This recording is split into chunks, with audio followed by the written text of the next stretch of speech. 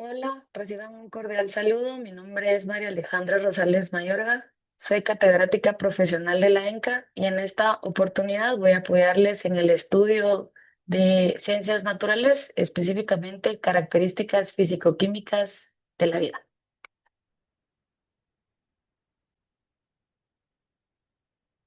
Bueno, entonces vamos a ver el tema.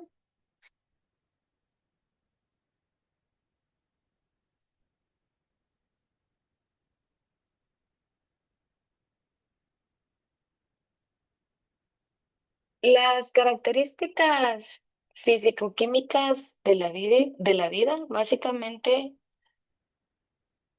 nos ayudan a responder preguntas de cómo funciona la vida, cómo ocurre el uso de energía y organización en las plantas, por ejemplo. ¿Cómo se regula esa temperatura interna en los organismos vivos? Conocer de las características físico-químicas nos ayuda a entender cómo se organiza la vida. Bueno, hablando de un poco de química, tenemos que entender que la vida se organiza y podemos mencionar a las biomoléculas. Nótese que en el caso de las biomoléculas se utiliza un prefijo que es bio, que hace referencia a la vida. Y pues estas son básicamente compuestos químicos que forman la materia viva. El resultado de la unión de bioelementos también se le denota ahí el prefijo de bioelementos porque son los elementos que vamos a encontrar comúnmente en estas moléculas que representan la vida. Entonces es el resultado de la unión de bioelementos en los enlaces químicos, principalmente elementos como el carbono, el hidrógeno, el oxígeno, nitrógeno, fósforo, azufre. En sus letras que se notan en la tabla periódica de los elementos, podemos mencionarlas como carbono, hidrógeno, oxígeno, nitrógeno, fósforo y azufre, que es como las más elementales. Bueno, el carbono se hace referencia aquí, se hace un realce del elemento de carbono porque a las moléculas que cuentan con este elemento en su esqueleto o que tienen carbono unido por átomos de hidrógeno, por ejemplo, de otros elementos, podemos denominarlas como moléculas orgánicas. Hay que resaltar que el carbono tiene ciertas particularidades que son como por ejemplo es un número atómico, que es un elemento abundante en el universo y pues presenta bastante versatilidad para poder enlazarse con otros elementos, ¿verdad? Puede formar hasta 4 elementos con otros átomos o elementos. Puede formar enlaces simples, enlaces dobles, enlaces triples. Aquí vemos en la imagen algunos de ellos, ¿verdad? Entonces pueden ser desde moléculas bastante simples hasta moléculas más complejas, ¿verdad? Pero aquí básicamente se logra observar que el elemento, el elemento del carbono está en el esqueleto de las moléculas. Otro dato importante para este estudio es que las moléculas importantes para la vida se pueden clasificar como biomoléculas. Recordemos que el prefijo hace referencia a que son moléculas que forman parte de la vida, ¿verdad? Bio de vida. Estas se pueden clasificar de acuerdo a la presencia del elemento carbono en el esqueleto. Entonces se les denomina orgánicas cuando está presente e inorgánicas cuando no está presente. Entonces, dentro de las moléculas orgánicas que sí cuentan con carbono, podemos mencionar 4 grupos, que son los carbohidratos, los lípidos, las proteínas y los ácidos nucleicos. Y dentro de las inorgánicas que son importantes para la vida, podemos mencionar como por ejemplo el agua. Y pues estas también son importantes para la vida porque son o forman parte de procesos fisiológicos, como por ejemplo para regular temperatura, tanto en animales como en plantas, ¿verdad? Bueno, entonces vamos a estudiar un poco a detalle los cuatro grupos de biomoléculas orgánicas, que son el carbohidrato, las proteínas, lípidos y ácidos nucleicos. Esto de forma que podamos entender de qué están formados, cómo se organizan y cuáles son sus principales funciones. Vamos a mencionar algunos ejemplos. Bueno, los carbohidratos son también llamados glúcidos y eso es básicamente por un tipo de enlace que lo caracteriza. Este compuesto, estas moléculas de carbohidratos están formados por elementos como carbono, hidrógeno, oxígeno en una proporción 1:2:1. ¿Qué significa eso? Que vamos a encontrar generalmente, digamos, el doble de hidrógeno en una molécula con respecto al carbono y al oxígeno. Esta es la fórmula generalizada. El oxígeno, pues es lo que vamos a encontrar en mayor cantidad y tiene algunas características, ¿verdad? Con respecto a esta molécula, que posee puentes de hidrógeno, que es fácil disolverlo en agua, ¿verdad? Y que además presenta polaridad con el agua. Entonces, pueden ser muy fáciles de disolver en el agua. Un ejemplo de esto podría mencionarse como el azúcar, ¿verdad? El azúcar de mesa, que es básicamente un carbohidrato que se puede disolver en agua. Las subunidades de los carbohidratos son también denominadas como monómeros. Están compuestos de unos 3 a 7 carbonos. Esta cantidad de carbonos les confiere una estabilidad. A esas subunidades se les denomina monómeros y son las piezas elementales de los carbohidratos. Bueno, también estos monómeros pueden unirse. Las uniones se conocen como monosacáridos y al unirse pueden formar complejas moléculas como son los polisacáridos y formar polisacáridos. Entonces aquí vemos que, por ejemplo, hay dos monómeros unidos, ¿verdad? Mediante un enlace que se conoce como glucosídico, y de ahí de donde viene el nombre de glúcidos, ¿verdad? Y pues estos básicamente van a formar por clasificación, de acuerdo al número de monómeros, se pueden clasificar por su nombre como monosacáridos, como por ejemplo la glucosa, la fructosa, la galactosa. Disacáridos como la maltosa, la lactosa, la sacarosa y polisacáridos que ya son carbohidratos más complejos como el almidón, el glucógeno, la celulosa y la quitina. Vamos a ver algunas funciones. Son importantes porque, por ejemplo, veamos la fórmula generalizada de la fotosíntesis, que es un proceso metabólico que ocurre en las plantas. Se produce uno de los productos de la fotosíntesis, es una molécula de glucosa, ¿sí? Todo esto ocurre en organelos dentro de la célula, como por ejemplo los cloroplastos. Pues aquí vemos también las clasificaciones de los carbohidratos de acuerdo a la complejidad que pueda haber, ¿verdad? Entonces, como habíamos mencionado, monosacáridos, disacáridos y polisacáridos. Los podemos encontrar en animales como una fuente de almacenamiento, como es el glucógeno, y en vegetales como almacenamiento también. Lo podemos encontrar en nuestra dieta diaria, ¿verdad? Son una fuente de energía, también pueden ser estructurales y pues una fuente de reserva para el caso de muchas plantas, ¿verdad? A nivel de organización, hay ciertos órganos que están especializados para que las plantas almacenen esa energía y puedan tomarla para activar procesos como por ejemplo la floración y pues procesos que requieran, ¿verdad? Y pues nosotros los incluimos en nuestra dieta para suplir requerimientos de energía. El siguiente grupo son los lípidos. Los lípidos es un grupo variado de moléculas que contienen regiones compuestas casi totalmente por hidrógeno y carbono, con enlaces no polares, carbono-carbono y con carbono-hidrógeno.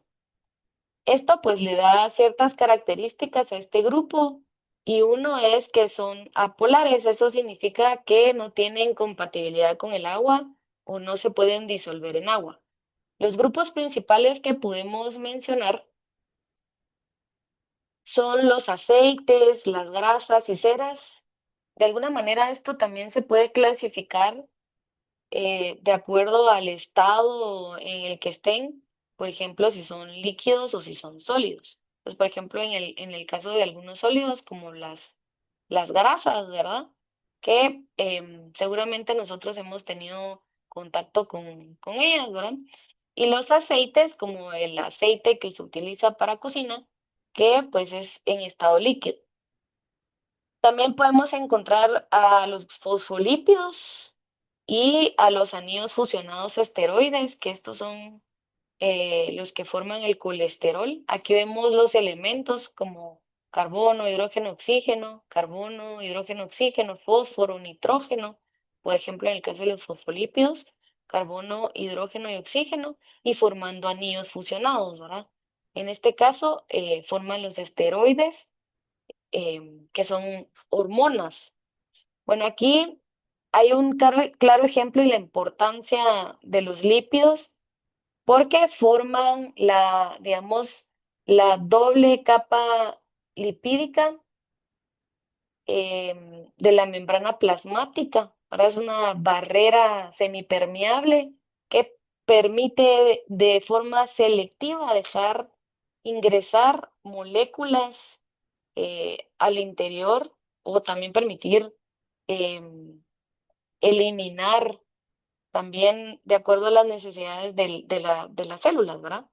Entonces, estos, pues principalmente son del grupo de los fosfolípidos, que tienen una cabeza soluble y al agua y una cola insoluble al agua, ¿verdad? Que es básicamente la característica que le confiere los elementos y la forma en la que están organizados. Las funciones y ejemplos, pues estos son recubrimientos impermeables, algunos pueden guardar energía, son componentes esenciales de la membrana celular y también pueden ser hormonas, ¿verdad? Aquí vemos el caso de cómo se organizan algunas hormonas. Entonces recordemos que este grupo tiene oxígeno en pocas cantidades, ¿verdad? Con un grupo ácido o carboxilo y que son insolubles en agua. El siguiente grupo es las proteínas. Las proteínas son polímeros de aminoácidos formados por un carbono alfa.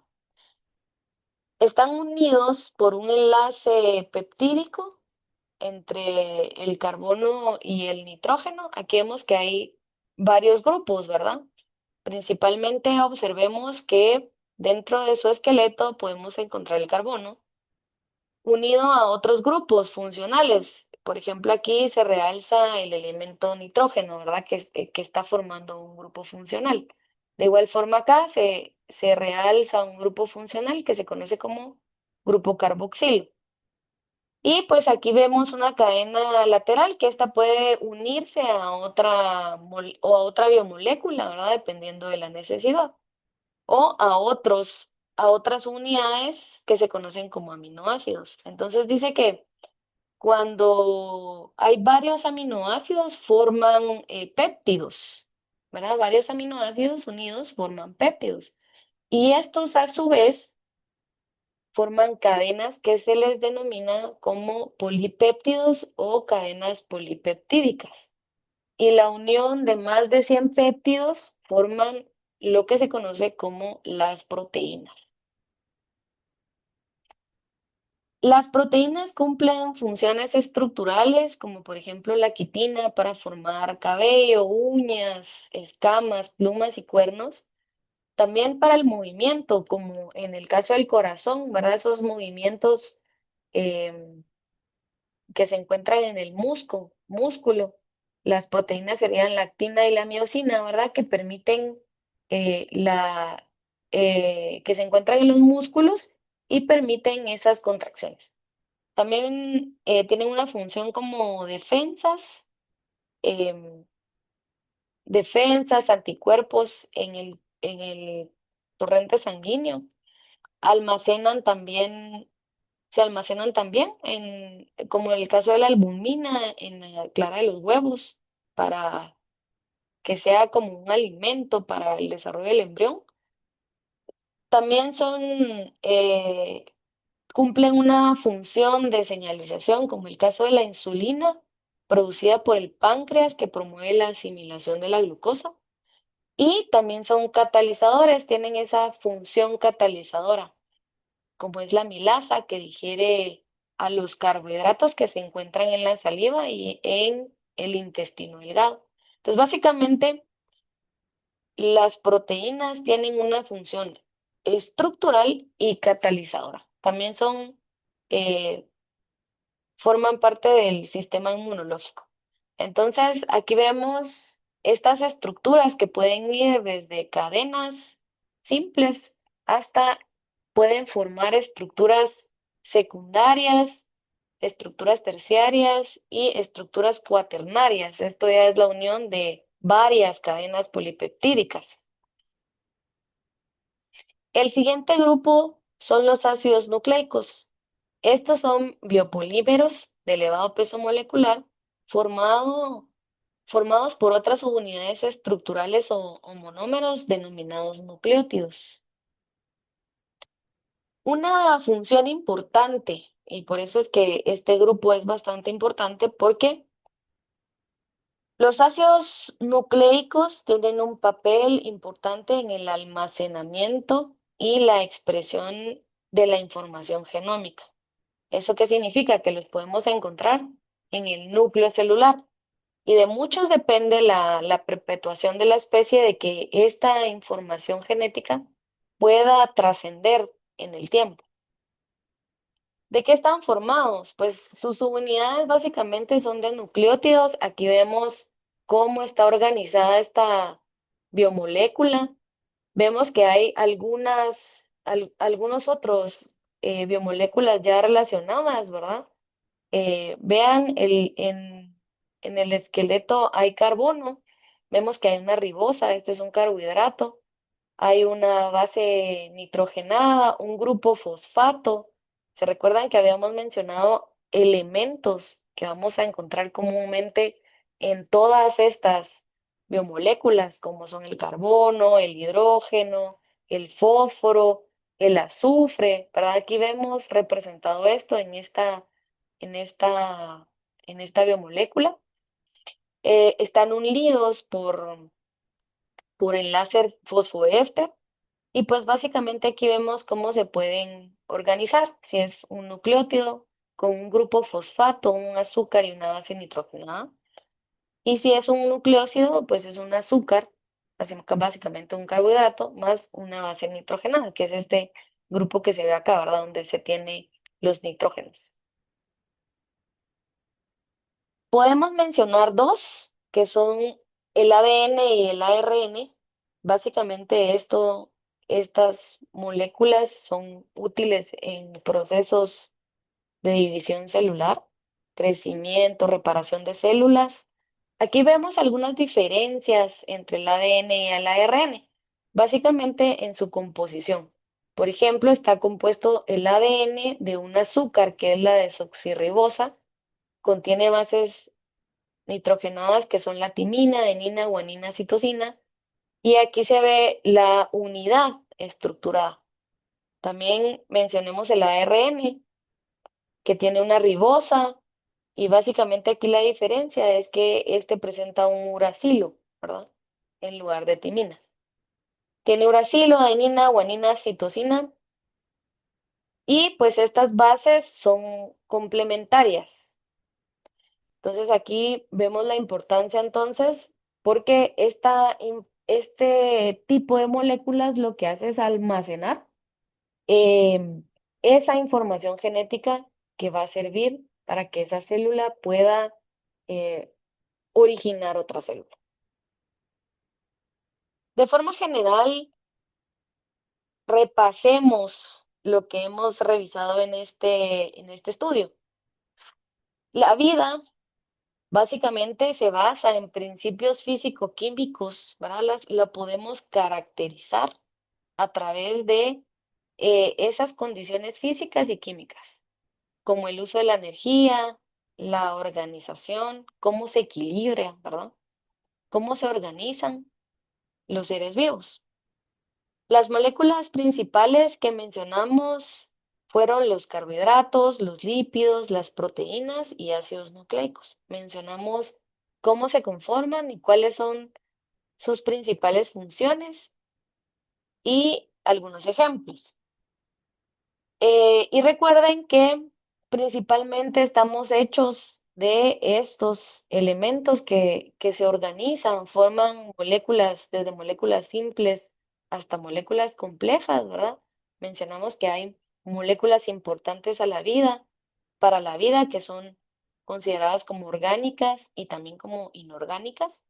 Pero básicamente las moléculas orgánicas están conformadas por elementos como son el carbono, el hidrógeno, oxígeno, nitrógeno, fósforo y azufre. Bueno, y para finalizar, tenemos una parte de evaluación.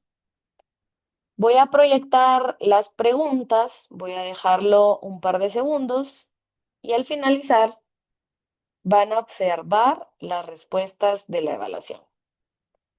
Muchas gracias. Espero que te haya podido apoyar en algo y te deseo muchos éxitos.